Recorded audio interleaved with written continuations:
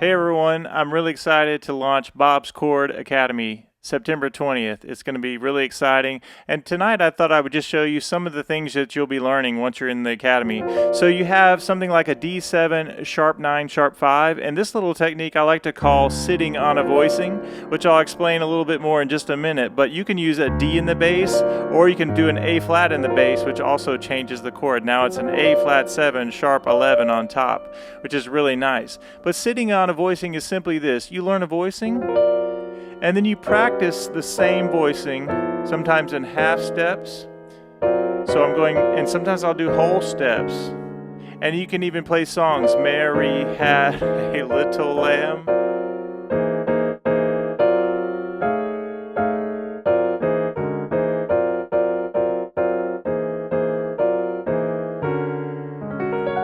Now, it sounds a little bit weird to do that, but sitting on a voicing means exactly that. You learn the voicing and then you just listen to the sound. Get used to going up and down by half steps. I use this kind of thing all the time when I'm doing a run like this, and maybe I'm going to G minor, and then I go to C and then F, so I might go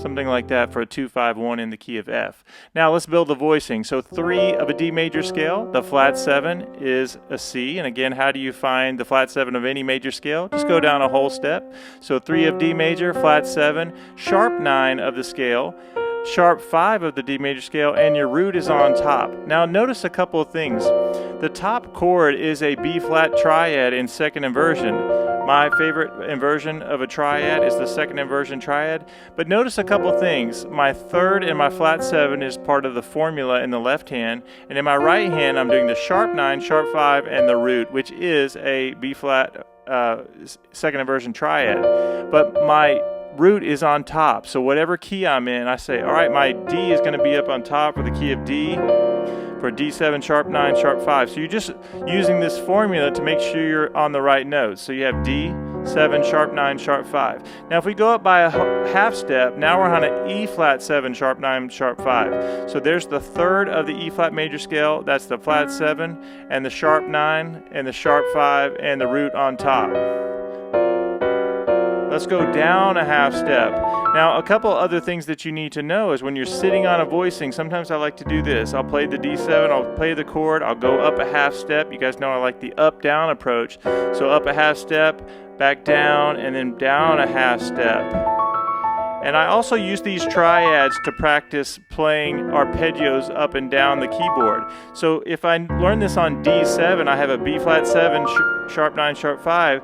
That B flat triad in second inversion is going to be a great ending. It can be right in the middle of just improv. I could go.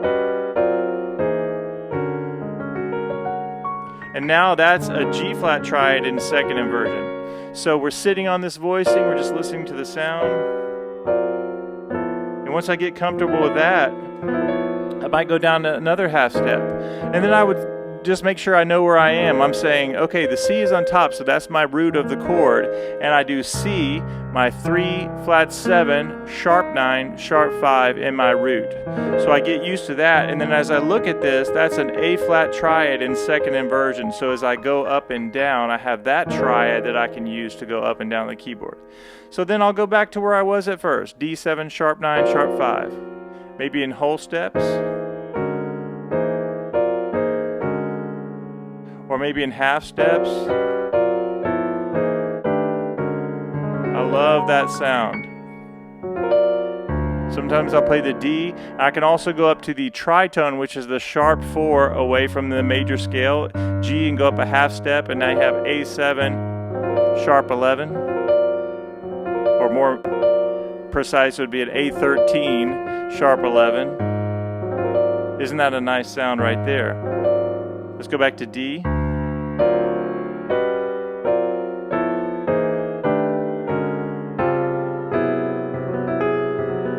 And if I'm thinking about this specific chord, I'm going to check my formula again. So A flat, so that'll be my root. That's the 3 of A flat. That's the flat 7, sharp 9, sharp 5, and my root. And notice that that is an E triad in second inversion. So I can do all my arpeggios practicing up and down like that. Sitting on a voicing is as simple as it sounds. You take a voicing you really like, D7, sharp 9, sharp 5, use your formula from the major scale, 3, flat 7, sharp 9, sharp 5, and your root.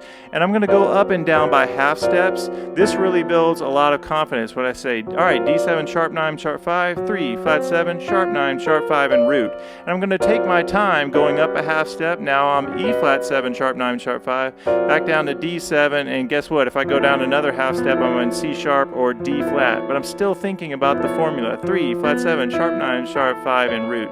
Now we spend a little bit more time than just this short video in this upcoming Chord Academy, but I want you to understand how we practice these things.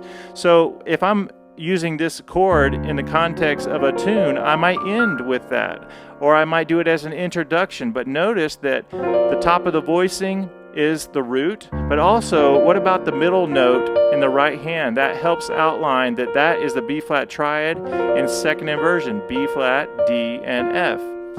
And that is my favorite inversion of a triad, so no matter what key I'm in, I know that I have that inversion of the triad. Let's do one other key. Let's do the key of C. So if the formula is 3, flat 7, and I do sharp 9, sharp 5, and our root, now my triad is the middle note of my right hand, so A flat triad in second inversion. So now I can go here in D, go down a half step, and now I went down another half step, and notice that there's my C. So let me do that again. So I'm practicing now in half steps starting on D, and I'm going down a half step, D flat, and one more half step will give me a C7, sharp 9, sharp 5. And once again, my middle note of my right hand triad is going to give me that A flat triad in second inversion. I use these kinds of voicings all the time. Like let's say if I was in the key of F and I do, okay, there's the 1, there's a 6, there's a 2, 5, and I want to do 3, and then I go,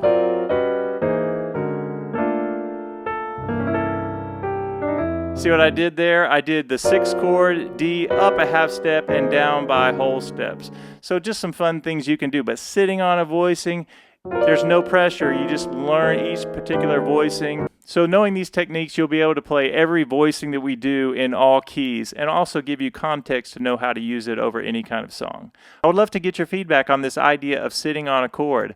Do you like the idea of learning the major scales, taking a formula like this, D7, sharp 9, sharp 5, 3, flat 7, sharp 9, sharp 5, root, and learning the formula so that we can transpose it in any key?